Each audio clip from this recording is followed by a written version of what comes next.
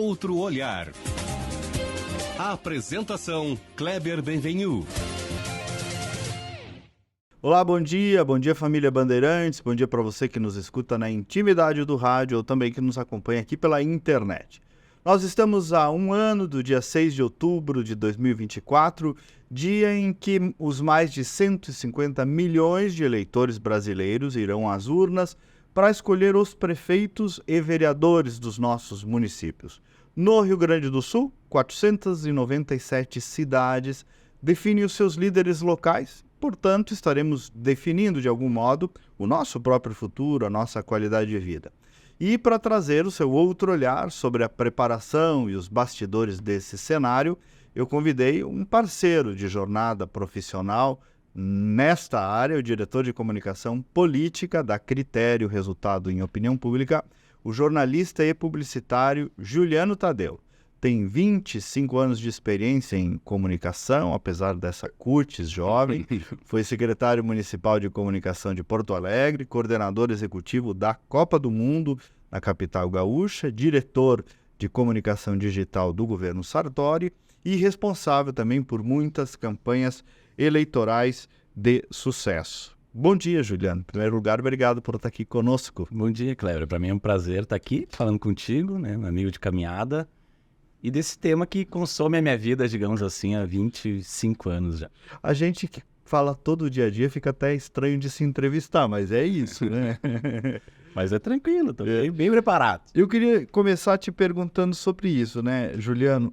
No fundo já está rodando, né? A campanha eleitoral estrito sensu, legalmente, começa lá na frente, mas política é o tempo todo, né? A gente tem um mantra assim, né, nessa área que é, e cada vez ficou mais contundente isso, que é quem não é candidato agora não será candidato ano que vem.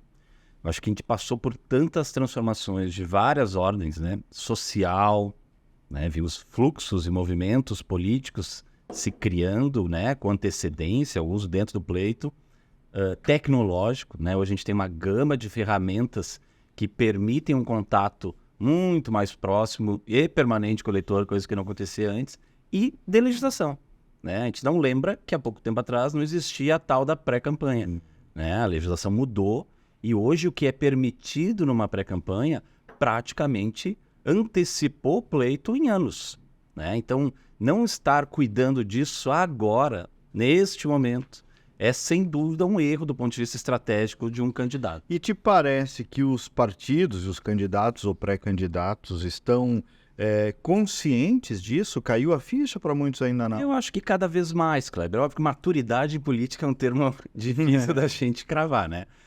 Mas o que a gente vê é justamente isso, muita antecipação dessa discussão, né? Hoje, por exemplo, eu estou rodando o Estado com um partido político, fazendo toda uma preparação para os seus pré-candidatos. Então, estão rodando aí mais de 10 regiões do Estado, justamente para falar sobre legislação, para falar sobre gestão de campanha e para falar sobre comunicação. Então eu vejo sim uma preparação, um olhar dos partidos mais profissional para isso, né? E este papel é do partido. Não tem outro agente neste processo que tenha capilaridade, que tenha recurso e que tenha estrutura e até a missão de fazer do que isso, né? Que é preparação. Durante muito tempo, partido político foi só, digamos assim, uma sigla para carregar um nome. Despachante, né? Um despachante de candidaturas, né? Às vezes, inclusive, incompetente nesse aspecto, né? E eu acho que nesta nova onda e a polarização acho que acentuou isso e ajudou em alguns aspectos isso, inclusive. Vejo partidos assumindo a sua missão de ter um viés social, de ter uma presença mais permanente em contato com as pessoas, de organizar suas ideias, né? O que a gente está aqui, por quê? Né? Por que esse partido existe? O que a gente defende? O que a gente é contra? Né? Eu acho que tem aí sim um amadurecimento dessa discussão que vai ajudar muito na democracia, sem dúvida, mas também na escolha do eleitor. Né? Quando a gente começa a ter mais clareza sobre como pensam, sobre a trajetória, sobre todos esses aspectos que envolvem, de fato, uma ideologia, uma política, um partido, isso reflete numa eleição e numa escolha melhor do eleitor. Ô, Juliano, comunicação política, como qualquer área aí do mercado, tem muita oferta, né? Como é que tu identifica ser um adequado trabalho de comunicação política? Porque a gente pegou muito a herança do marqueteiro, né, do milagreiro, dos geniais. Como é que é um adequado trabalho de comunicação política? Tu que comanda essa área. Ainda tem, né, Kleber, um pouco desse fetiche, quase um fetiche, do marqueteiro. Ainda existe. Mas eu vejo em menor escala. Né? Se a gente olhar lá atrás, como é que era um processo de comunicação de uma majoritária, de uma grande majoritária, de uma campanha de massa, digamos assim? Era o horário eleitoral. Né? O único ponto de contato de um candidato que tinha que mobilizar massas ou entrar em contato era o horário eleitoral. Então ali, de fato, quem comandava o marketing, a TV, o rádio, tinha uma influência e um poder decisório no processo de eleição muito grande. Redes sociais, mudanças sociais históricas, né? Discussões outras que passaram a ter, mudaram essa dinâmica. Então hoje, a figura de um grande guru acho que perdeu força e passou a se ver a profissionalização da comunicação, né, para além de uma mente brilhante, mas de um processo que é muito mais complexo e necessário, como um grande feito. Então acho que agora, menos do que uma mente criativa, entra um processo de profissionalização que começa com uma análise, um mergulho muito forte sobre a realidade. Né? A gente costuma dizer, não adianta vir um cara para um município que nunca pisou, não conhece as pessoas, não conhece a história, não conhece a história do candidato, e numa frase mágica ideia genial, vai resolver o problema daquela eleição. Não vai. Não vai. É uma bobagem imaginar isso. Né? E infelizmente ainda ocorre muito. Né? O que a gente defende muito é processo. Né? Comunicação é processo. Por isso que antecipar o início de uma preparação eleitoral é tão fundamental. Porque é um processo que envolve um pouco trazer à tona a tua essência, né? O que tu tá oferecendo. Soraya ali, Hanna também, sócia da Critério, sempre diz, faz a história antes de contar, né? Então, que história tu tá fazendo? Como é que tá teu relacionamento? Chegam para mim muitos candidatos e dizem assim, o que eu tenho que dizer? Nossa, tem muita coisa que tu tem que fazer antes de dizer, né? Estruturar teu conjunto de ideias, estruturar teu projeto de cidade, né? Quantas vezes chega um candidato aqui, a primeira coisa, prefeito, por exemplo, que é a eleição da vez, e aí a gente pergunta assim, Tchê, qual é a tua visão de cidade? O que tu quer pro teu município? Aí o cara puxa uma folhinha e começa, olha, eu quero fazer o asfaltamento da linha tal, a obra da escola tal, lista de obras. E não está oferecendo para a cidade uma visão. Né? O que eu quero de desenvolvimento? O que eu quero daqui 10 anos que essa cidade seja? Como é que eu quero que a vida das pessoas estejam? Então, mudar um pouco essa reflexão de olhar do eu, né? Entender que o candidato é uma peça-chave numa campanha, mas tão importante quanto o candidato são as pessoas para quem ele vai falar. Ô, Juliano, e uma boa campanha, que é um pouco do que tu está dizendo, não é só comunicação também, porque às vezes eu falo isso também, às vezes superestimam um pouco, tu já trataste de, um pouco superestimam a comunicação, e que é importante, evidentemente, mas uma boa campanha não depende só da operação de comunicação. Né? Um dos muitos plágios que eu cometo a teu respeito, é uma frase que tu tens que tu diz, comunicação é garçom. Né? Nesse restaurante da eleição, a comunicação é garçom. O chefe... Eu copiei do Fuscaldo. Então... Mas é conhecimento isso, né? É dar vida ao conhecimento. Pelo menos eu acredito. E tu também. E o chefe desse restaurante é o candidato. É o partido, é as ideias, é o projeto que ele tem. Né? Então, comunicação é uma parte fundamental. A gente sempre estrutura para governos, mas para uma campanha vale o mesmo. É um pouco... Qualquer processo político desse tem que estar ancorado em 3 coisas, basicamente. Né? Gestão, ou seja, organização, processo, planejamento, cadastro, financiamento, estrutura. E a campanha que não tem um bom executivo é fadada ao sucesso. É quase tão importante quanto o candidato. Ao insucesso. Ao insucesso, perdão. Ao fracasso, porque não tem como passar por um processo desse sem organização. A campanha ficou muito curta, concentrada. E não é o papel do candidato também, né, Juliano? Porque às vezes que muitas vezes acontece. Quer fazer tudo, né? Exatamente. É ele que vai lá pagar a gráfica, contratar, negociar com os caras, fiscalizar se está sendo feito, ver o stories, ver o post, enfim, tudo isso. Então, se não tiver um processo organizado de gestão, se perde. Comunicação, sem dúvida, né? Não tem mais como pensar a campanha com o meu sobrinho que mexe lá com a internet, né? Tem que ter um processo profissional. As campanhas que vitoriosas, no geral, salvo raríssimas exceções, tiveram sim um apoio da comunicação com esse viés e o mais Isso, só para importante. ficar nesse antes do mais importante, mesmo nos médios e pequenos municípios, né? Isso virou, não é, uma campanha é sempre um somatório de coisas, né? Então, não é decisivo, mas é um fator importante também se comunicar bem no pequeno município, Sem né? dúvida. Um exemplo, um recorte nisso aqui.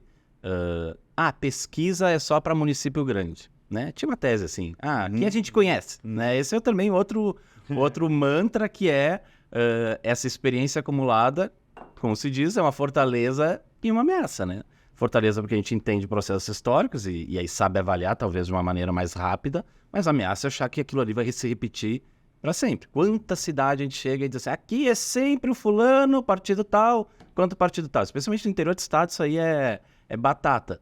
É sempre assim, até que não é, né? Verdade. Então, pesquisar no município pequeno também passou a ser fundamental. E ter um trabalho de comunicação profissional em cima disso, que estruture uma narrativa adequada, que valorize as coisas, que tenha repetição, que é outra virtude em comunicação Então, tu política. disse gestão, comunicação, E o mais importante que é política. política. Às vezes o candidato tem, talvez por processos de críticas históricas também, nos meios de comunicação, se homogeniza a política, como se falar em política, falar em ideologia fosse um verdadeiro problema num processo eleitoral. Pelo contrário, né? Se a gente pegar, por exemplo, para ver o tamanho e a importância da política, se a gente pegar a eleição para o Senado ano passado aqui no Rio Grande do Sul, que aliás é a eleição mais desgraçada de se fazer, porque ninguém dá bola pro voto de Nos senador. últimos 3 dias o povo acorda. Isso aí, o cara vota, escolhe presidente, o governador, seu deputado federal, estadual, que estão ali na volta, mas o senador não sabe nem o que E às faz. vezes é 2, né? E 2, às vezes. E quem monitorou aquela eleição, tem lá a Anamélia, Olívio e o senador Mourão, né, os 3 mais destacados na disputa, ela foi flat, que a gente chama assim, ela foi uma linha reta, porque não mexia com o eleitor, não conectou com o eleitor, o horário eleitoral não mexeu na vontade do eleitor, tinha campanhas mal feitas, bem feitas, de todos os gêneros, mas isso não mexeu. A decisão se deu de sexta para domingo, quando não tinha horário eleitoral, quando de sábado para domingo não tinha mais redes sociais, o que movimentou ali foi a força da política, do movimento social envolvido na política. Então, atribuir só a comunicação, botar essa carga de energia financeiro e expectativa só na comunicação também é um erro. Tu tá falando da vitória do Mourão, Senador que Mourão. decorreu de um trabalho, de um posicionamento político mais do que eventual outro mérito, digamos assim. Isso, óbvio que a campanha tem vários méritos, né? A gente não despreza isso. Mas, sem dúvida, o que pesou na eleição... Foi o fato dele estar ligado ao Bolsonaro. Exatamente. É isso. Um contexto político da época. Ô, Juliano, alguém que está te ouvindo agora, assim, me dá uns exemplos aí. O que dá para fazer desde agora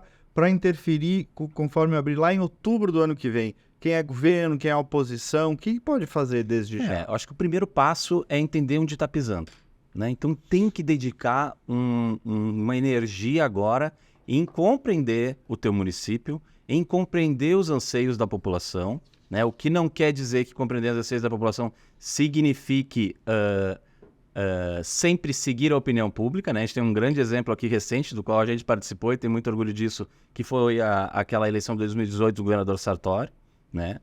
Todas as pesquisas diziam este candidato que atrasa salário não é competitivo, né? E uma avaliação muito negativa sobre aquele momento do governo.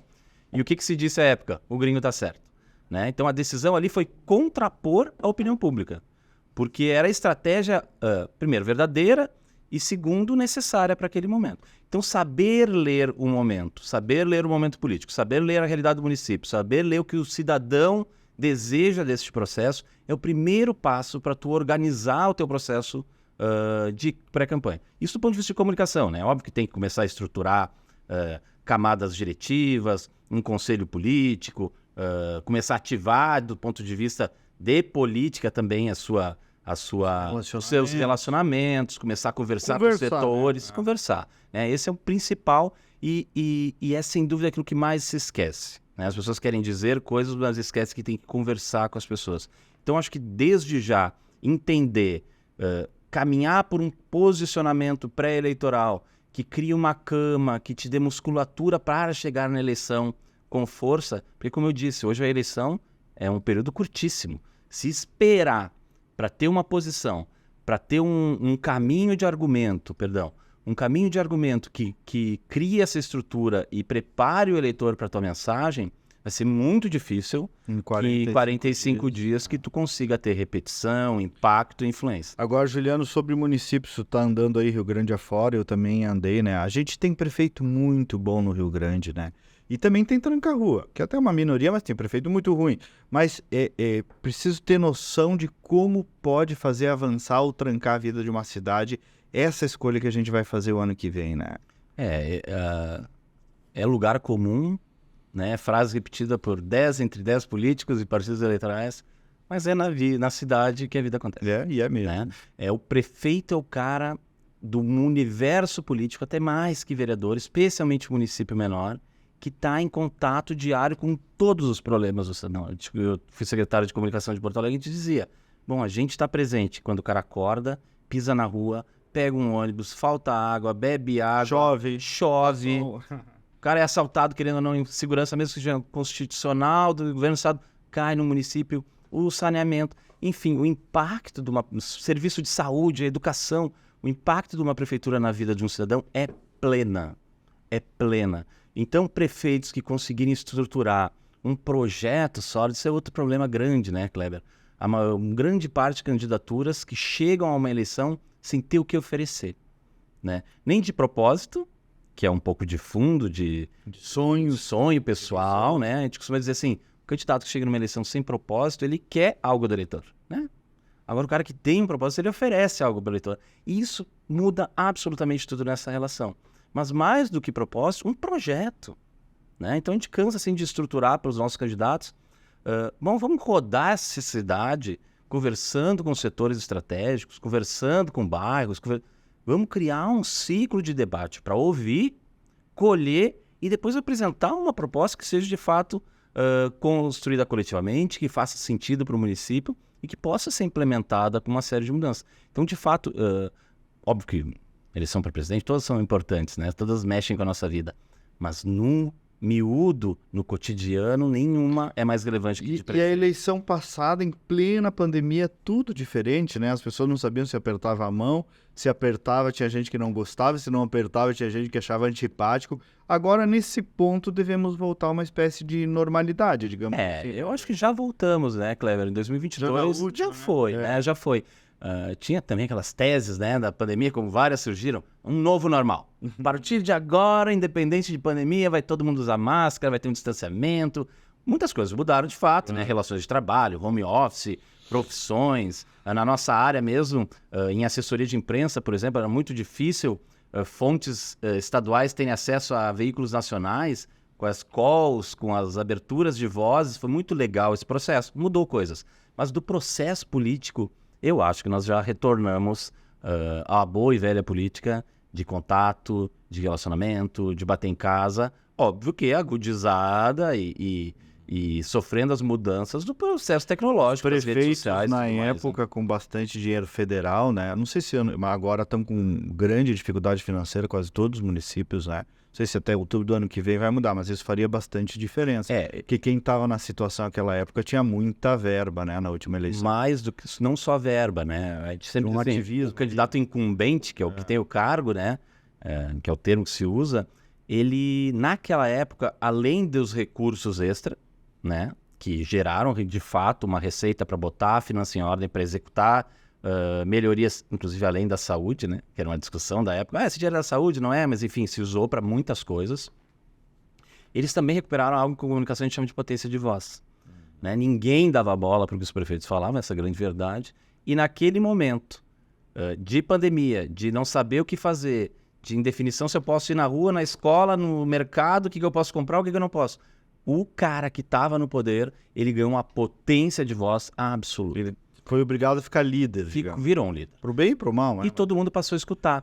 Então, é muito comum em vários municípios que a gente acompanhou em pesquisas, que o cara, mesmo com uma avaliação prejudicada pré-pandemia, virou a pandemia num outro patamar. Porque as pessoas atribuíram essa liderança. Então, aquele processo ali teve muita reeleição, teve muita situação tendo continuidade, e hoje a gente vai ter um cenário diferente. Né? Tem uma crise se avizinhando nos municípios, né? Basta bater em 10 portas de município aí, certamente em 8 vão relatar problemas financeiros, que vai impactar naquilo que poderá ser entregue num ano eleitoral, que também é decisivo da percepção pública sobre a gestão, né? Geralmente os governos dizem assim, vamos fazer as reformas no início e as entregas no final, né? Meio que também uma regra, digamos assim, de governos, justamente para arrumar a casa e ter fôlego para no final de mandato entregar aquilo que tem que entregar.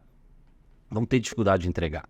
Então, sim, pode ter um impacto na lógica de prevalência de situação ou oposição nesse aspecto. E aí, sim, os opositores têm uma oportunidade diante deste ambiente de desgaste financeiro, de crise, das pessoas com dor no bolso, dor no espírito, também se favorecer do contexto, né? Juliano, redes sociais, eu sei que tem uma palestra sobre isso, né? Mas queria ouvir um retrato teu aí, um recorte sobre o grau de importância e também o desafio de vencer essa verdadeira poluição que virou e que vira numa campanha eleitoral, onde a gente consome os candidatos da nossa cidade e o de Novo Hamburgo, de São Leopoldo e assim por diante, né? Como é que tá esse ponto? Eu costumo dizer que a rede social virou os cavaletes na rua, né? Lembra aquela época? Verdade. Que era um inferno. As plaquinhas. As plaquinhas. Era absolutamente um inferno, aquela poluição. E que, de fato, todo mundo achava, tem que ter. Mas se tu passava por aquilo, salvo um que era muito criativo e diferente, pouco se destacava ali, pouco impacto tinha ali. A gente está, de fato, vivendo essa poluição. Por isso que entender a rede social como um processo de relacionamento, e não como um espaço só de fala, ele é crucial. Então, aquele candidato que consegue perceber a rede social como isso, como um visitar a casa de alguém, como estabelecer um diálogo, e não uma rede mesmo. Né? Uma rede mesmo, pôr em contato, né? Cleber, como sempre disse. Então, entrar em contato, estabelecer, fidelizar esses processos, aí o cara consegue instituir uma fidelização de eleitor. É que nem funil de venda, né? Eu coloco um conteúdo, alguém interage, eu puxo essa pessoa para perto e começo a estabelecer com ela um relacionamento. Mas o fato é que nas últimas eleições, especialmente majoritárias, venceu quem tinha um trabalho mais efetivo de redes sociais, né? Não quer dizer que tenha sido este o fator da vitória, mas sem dúvida ele reflete a compreensão desse candidato sobre o que é um processo eleitoral e sobre o que é importante destacar e fazer. Perfeito. Ô Juliano, tu falaste também aí, Ampassa, os políticos às vezes têm um pouco de dificuldade e trancam na definição da sua identidade, né? Já querem sair comunicando e nem pararam até para se pensar um pouquinho, né? Porque eu acho que muito também nessa onda de conexão com a opinião pública, né? O que os caras querem que eu diga? E aí a gente corre um risco gigante de ter campanhas com mensagens muito parecidas, homogeneizadas, sem identidade, sem essência, sem autenticidade, que é hoje o grande, digamos assim, capital de comunicação que um político, um candidato pode ter, né? Então, o conselho básico é combinar duas visões, né? Primeira, a tua visão de mundo, a tua cosmovisão, a tua ideologia, o que te move, a tua trajetória, como é que tu chegou até aqui, que pensamento que tu tem sobre as coisas, sobre os temas polêmicos, mas também sobre as coisas mais importantes da vida, né? Então, combinar isto com a visão de cidade, que era aquilo que a gente falava, descobrir meu grande sonho para a cidade, quando tu combina essas duas coisas, aí tu tem uma solidez de um projeto político, pessoal e de cidade, que materializa um pouco melhor essa identidade que realmente falta em muitos candidatos. Tu falaste aí de sonho, né? Do componente emocional das campanhas eleitorais, que também, às vezes, as pessoas perdem um tempão, as equipes, criando um plano de governo mega detalhado e esquecem, tu falaste de falar do propósito, mas, no fundo, queria te ouvir sobre essa dimensão emocional de uma campanha, do jingle, do aspecto de carregar. Tu fizeste uma campanha maravilhosa, foste um dos coordenadores do Fortunati, a reeleição, né? Que era uma campanha emocionante, linda. A gente não pode esquecer essa dimensão, que é do ser humano, né? Sem dúvida. Um processo de comunicação política, ele tem que levar em conta essas duas ambientes, racional e emocional. Racional porque tem que ter o que dizer e o que projetar, mas a decisão, a conexão, ela se dá no campo emocional, né? Eu sempre costumo dizer assim, Kleber, o que tu almoçou no dia 13 de setembro? Não vai saber me dizer. Agora, Kleber, onde é que tu estava no dia 11 de setembro no atentado?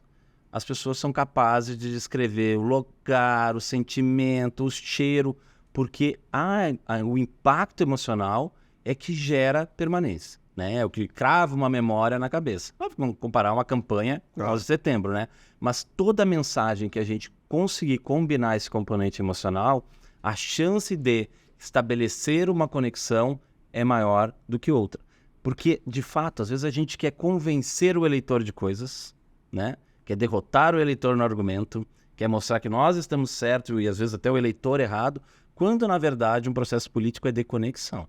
O cara não precisa concordar contigo em tudo, o cara não precisa acreditar em todas as ideias que tu tem, o cara pode até te criticar eventualmente, mas se tu consegue uma conexão genuína com ele, e aí a porta emocional é que te dá isso com mais facilidade, tu tem uma força de argumento e uma potencial de voto muito mais forte, digamos. Ô, Juliano, polarização na eleição municipal, qual é o grau de importância, qual a modulação que isso vai ter? É a pergunta de milhões, né? Que todo mundo se faz a algumas eleições, inclusive na última, né? Óbvio que a gente tinha lá dois grandes monstros, digamos assim, da polarização postos, né? Lula e Bolsonaro, então era inequívoco que aquilo ali teria uma força gigante. Eu acredito muito, Kleber, que a gente vai ter a presença da polarização em uma elevada medida, talvez não tão personalista, mas uma polarização de visões, eu acredito que sim, e de valores, né? Porque isso, Bolsonaro... Um grau de influência ficou. Terá. Cara. Bolsonaro esticou essa corda ideológica, essa fronteira ideológica, e as pessoas, de alguma forma, se obrigaram a se posicionar nisso. Então, acredito que carregarão para a eleição municipal também esse aspecto. Muito embora, diferente de outras esferas, ali no município, a tua solução para a vida das pessoas tem uma importância e o projeto maior do que em outras esferas, onde a questão ideológica tende a preponderar. Então, acho que não será tão decisiva, mas ainda vai existir. Eu queria te ouvir agora como profissional, a gente falou na abertura do bastidor, né? As campanhas, né? Na última, na Critério, tu comandaste aí mais de 20 campanhas, na de deputado também, perfis diferentes, como conseguir ser exclusivo em cada uma, como enxergar cada uma, até onde ir, até onde não ir, como é que se faz isso? Começa por um pouco de visão daquilo que a gente falou lá no início da conversa, né? Que é entender que o protagonismo desse negócio não é da comunicação. O protagonismo de um processo político é da política. Política seja o candidato, partido, ideias, enfim. Quando tu começa a olhar isso, tu começa a olhar para a essência das pessoas. E aí tu trabalhar com esta lógica te permite valorizar a identidade de cada um, te permite customizar um processo de comunicação melhor do que, digamos assim, acontece, né? Algumas empresas repetem artes, frases, argumentos para todo mundo, porque é mais fácil, óbvio, mas não respeita o município, não respeita a história do candidato. Então, ter esse olhar de segmentação, de customização, respeitando a identidade, olhando para o outro, é o primeiro passo. E segundo, organização, né? Não se executa 20 campanhas sem uma organização, sem um processo de gestão muito criterioso, dentro da Critério, muito criterioso, porque senão não consegue chegar ao fim entregando. Então, e não dá para querer fazer tudo também. Não dá para querer fazer tudo. Acho que aí um pouco do nosso mercado também tem evoluído num aspecto de honestidade intelectual, né? Que é conseguir oferecer para os clientes aquilo que de fato será entregue, porque muitos relatos também de, ao longo do tempo, dito marqueteiros, que começam um processo e somem, né? E imagina um candidato que está botando a sua vida na mão de um processo, começar de um jeito e depois não ter mais apoio, né? Então, acho que olhar para o candidato como prioridade, política como prioridade, organização e honestidade intelectual, consegue fazer um bom trabalho, mesmo em alta escala. Eu vou convidar os ouvintes da Rádio Bandeirantes a seguirem conosco na internet. Só procurar ali nas minhas redes sociais, tem a íntegra do programa e mais algumas perguntas para o Juliano Tadeu. E quem está conosco no rádio, eu me despeço, desejo um bom final de semana e nos vemos de novo semana que vem. Juliano, vem cá, eu queria te ouvir um pouco sobre a experiência do governo Fortunati e até sobre ele, né? A experiência da eleição, a tua gestão na Secretaria de Comunicação, aquela reeleição maravilhosa, uma campanha linda com 70%. Me fala um pouco dessa passagem. Foi uma das grandes, eu tenho, graças a Deus, assim, eu considero abençoado de ter ao longo da minha vida convivido e trabalhado com políticos de alto gabarito. Fortunati, Fogaça, Sartori, Rigoto, né? Então, Tu lidaste ali com o Melo também. o Melo, sem dúvida, o Melo, outro, fiz a campanha em 16, fui o único resistente lá no final da campanha, né? Campanha também assim, começa a perder, todo mundo começa a pular fora, né? Conta aquelas que tu perdeste. Muito, muito. Que não contam, só conta as que ganharam. As que a gente perde geralmente são as mais divertidas, inclusive, né? Mas então, assim, comecei com o Fortunati, um cara diferente. Comecei com ele, Gleber, uma história muito curiosa, né? Em 2002, aquela eleição que era Rigoto, Brito, Tarso, né? Ultra polarizada, que era Brito e Tarso se pegando, né? O tempo todo. E eu cheguei estagiário lá, e eu brinco sempre assim, não é só em São Domingos que tinha que levar as notícias no carro da prefeitura impressa para o jornal publicar. A primeira divulgação que eu fiz lá foi o Fortunati tinha saído do PT, brigado, porque tinham rompido um acordo eleitoral, que ele seria o sucessor da prefeitura, não foi, tiraram ele, e aí ele acabou saindo do partido. E a primeira divulgação que eu fiz foi do Fortunati barrado no Fórum Social Mundial. Que ele, enfim, naquela época o Fórum era um grande evento, realmente, era um evento mundial, de alta repercussão, e ele era um dos palestrantes e foi barrado. E aí a gente fez a foto na frente do outdoor do Fórum Social Mundial, ele de braços cruzados, sério, e tinha que levar na 0 hora para publicação. É muito, muito diferente do que é hoje, né? Mas é um cara sensacional e que eu tive muitas oportunidades ali ao longo da vida com ele. Mas coordenar uma comunicação de um município como Porto Alegre é um moedor de carne, né? Comunicação de governo é um desafio gigantesco. De manhã à noite, trabalhava muito comigo outro mestre na minha vida, Flávio Dutra, e ele dizia assim, nosso mantra era 8 da manhã, a gente se olhava e ele dizia assim, em algum lugar desta cidade, alguém está fazendo uma M e nós teremos que responder por isso. Porque é isso, né? E comunicação de uma prefeitura é o papel higiênico de todas as áreas, né? E é muito direto, né? Muito direto, muito direto. O problema acontece e é imediata a necessidade de resposta e tu conseguir, aí o grande dilema, sair do incêndio do dia, sair da pancadaria do dia a dia para estabelecer uma estratégia de comunicação, para olhar grande, sair da floresta, olhar de cima e olhar o horizonte é muito difícil. E eu acho que ali a gente conseguiu fazer. A gente teve alguns méritos ali daquele case ali pré-campanha, né? Porque a campanha foi digamos assim, o pico de um processo, inclusive de comunicação iniciado antes, né? A gente começou com o Nossa Porto Alegre, que eram programas de TV, né? Que não se fazia muito à época também, que organizava essa contada de histórias, assim, da gestão. Começamos um movimento Eu Curto, Eu Cuido, foi um dos primeiros movimentos que hoje a gente vê replicados, inclusive na prefeitura, de cuidado com a cidade, um pouco de envolvimento cidadão. A gente teve um belíssimo aniversário, que foi 240 anos da cidade, que a gente fez uma vasta programação. Então era um momento... E a Copa? E a Copa foi um desafio, eu acho que profissional, que dificilmente eu terei outro, né? Eu comecei desde lá do início, na Secretaria de Planejamento, quando se candidatou. Então tinha diversas candidatas, a gente montou a candidatura de Porto Alegre para a Copa, escreveu, né? Era um processo de seleção. Algumas cidades, inclusive, do Brasil não ficaram dentro. Porto Alegre foi uma das escolhidas.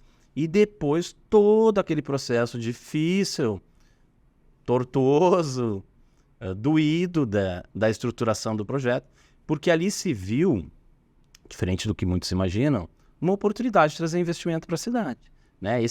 Aquele catatal de obras que vieram, muitas saíram do papel, algumas de fato não, vieram numa esteira de um olhar de oportunidade. Elas eram essenciais para a Copa? Nenhuma. A Beira-Rio, talvez, o aeroporto e o estádio. Esse era o essencial para a realização da Copa. O restante era coisas boas para a cidade, né? Então ali foi muito difícil. Aí começou 2013 com aqueles protestos horríveis, né? Que tomaram conta do país inteiro e naquela esteira... A história estava virando um ciclo, né? Virando um grande ciclo, que depois se consumou. Mas tinha na Copa um objeto e uma materialização deste ataque, né? Então, a gente eu acredito que tenha sido um grande sucesso a Copa em Porto Alegre, né? De tudo que se fez deu certo, Caminho do Gol, a FanFest, foi assim, uma experiência realmente assim, monstruosa no bom sentido, de tamanho e dimensão do que se viveu aqui. Mas tinha até as vésperas um anticlímax no Brasil sobre a Copa do Mundo, né? A gente tinha ali, assim, a gente apostava muito que quando a bola rolasse, a coisa ia tomar um outro caminho.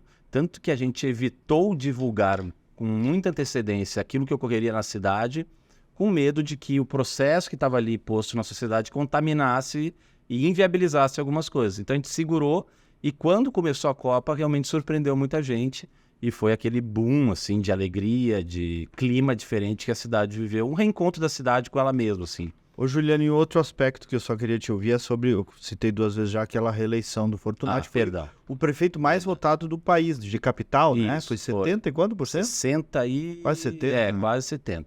Foi campanha linda, Foi uma né? campanha linda, uma campanha muito difícil. Marcos Martinelli ali. Foi o Martinelli, que era o nosso coordenador de marketing, uma coordenação mais ampla, Edmar Tchan, eu, Urbano Schmidt, né, que eram pessoas mais próximas ali do processo decisório. Mas foi uma campanha muito bonita de fazer. Jingle lindo, né? Até vou pedir para Marcelo Pires. Marcelo Pires. Um baita jingleiro, né? Jingleiro de mão da cheia. Ana Amélia, que foi o jingle mais bonito da última eleição. Até vou pedir para a produção colocar um pouco do jingle para as pessoas lembrarem o jingle do Fortunati.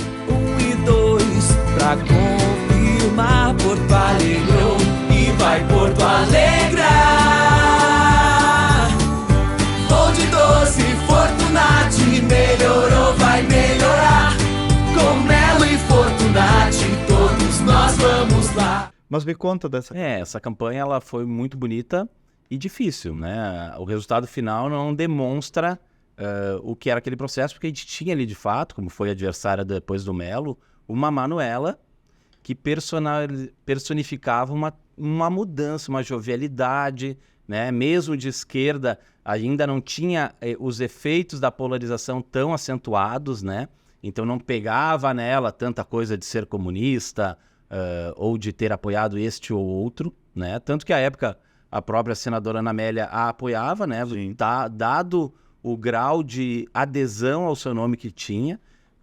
Então foi uma eleição muito disputada, muito grunhida, assim, e que ali, graças a um trabalho de criativo sensacional, uma campanha bonita e tinha o que mostrar, né? A cidade realmente estava vivendo uma profusão de obras, realizações, entrega para tudo que é lado.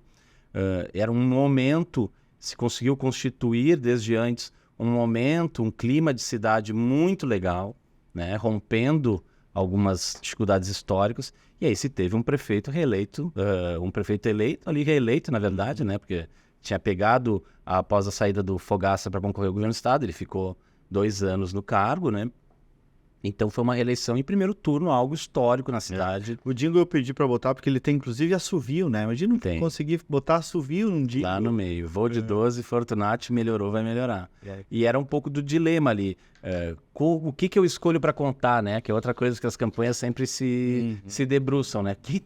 O que eu escolho como marca? Porque tu não vai, que eu falava, não adianta falar de 18 coisas, né? Comunicação política é repetição. E às vezes o governo é isso, né? Tem um monte de pequenas coisas e o que tu escolhe para destacar? Isso. Dilema. E lá a opção, dada as tantas coisas que se fazia, por exemplo, lá tinha o programa socioambiental, que estava elevando de 20% para 80% de tratamento de esgoto na cidade.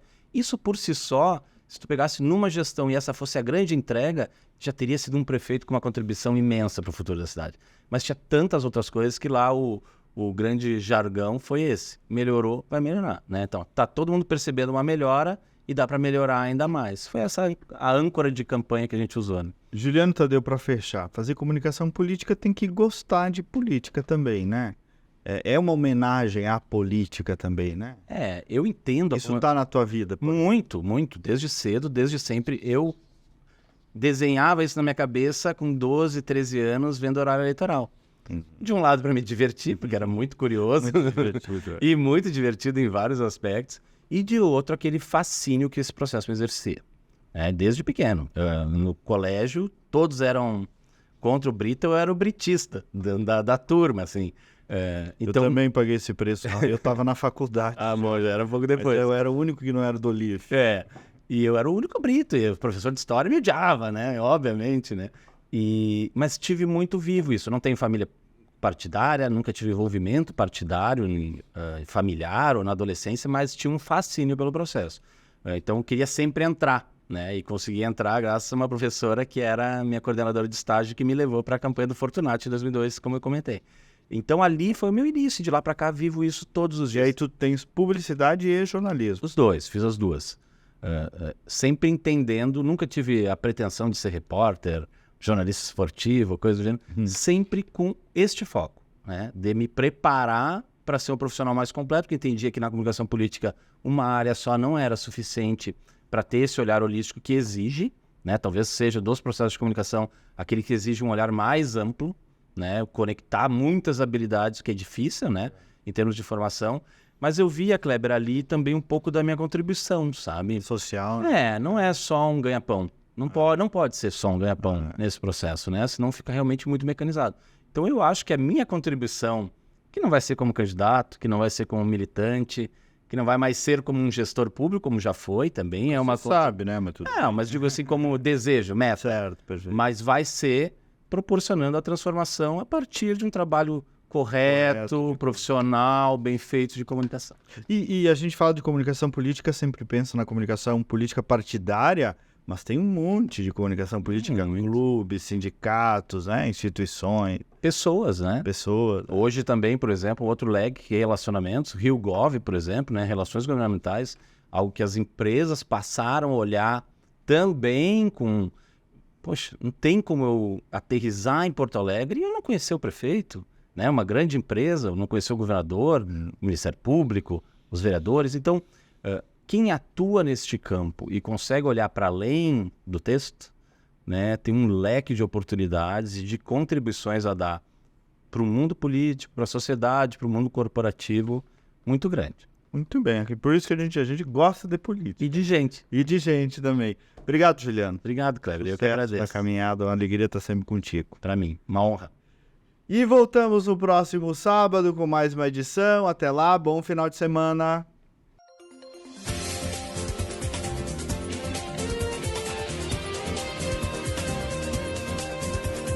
Outro olhar. Apresentação Kleber Benvenu.